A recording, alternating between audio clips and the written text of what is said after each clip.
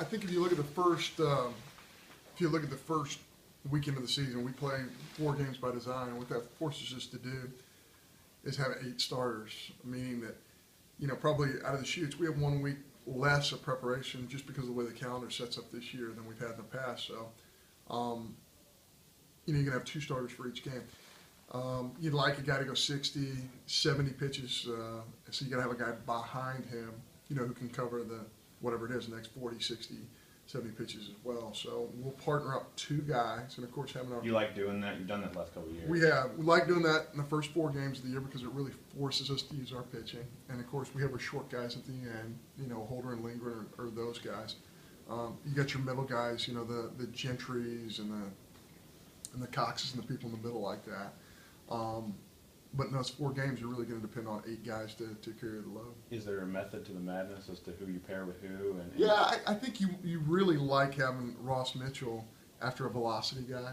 Okay. So if I had to guess now, I would say, we haven't even looked at Hofstra, but that'll come a week from now, and probably he would be right after Woodruff because, you got a power arm there, and you bring in a softer lefty with great movement behind him, and you feel like those things work together. Is there anything besides getting better luck out of Benny to maybe have him have 100 innings?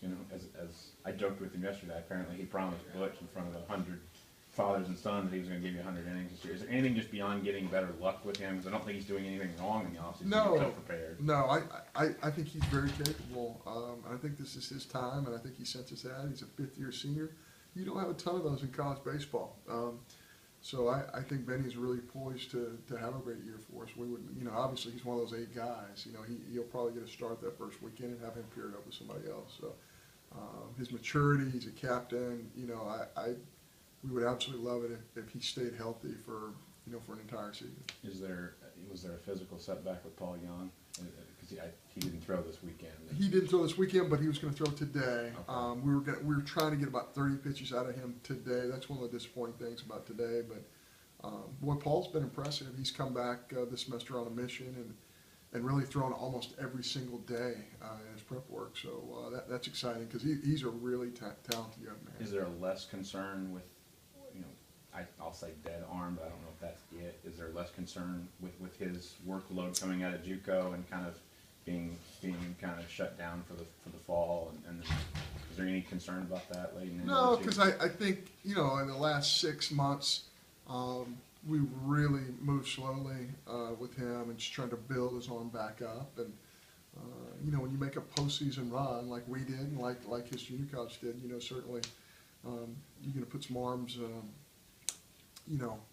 In a situation where they need to pitch. I mean, we were in that situation as well. But I think Paul's really fought back, and I think he's gonna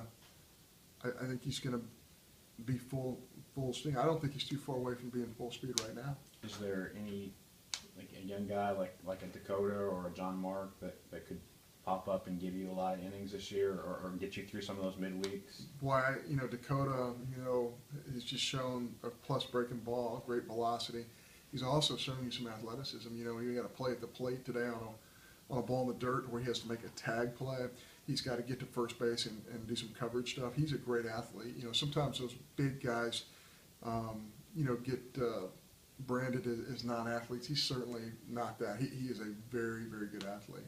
And lastly, what can you do to maybe get Trevor to pitch off his fastball a little bit more and do that so he can give you more innings and get you further maybe along the game? Trevor actually had some last week had a couple. He was under the weather a little bit, and I don't think he was at full strength yesterday. But yeah, I think Trevor has more in his arsenal now than he did a year ago in terms of his changeup, the development of his changeup and his breaking ball.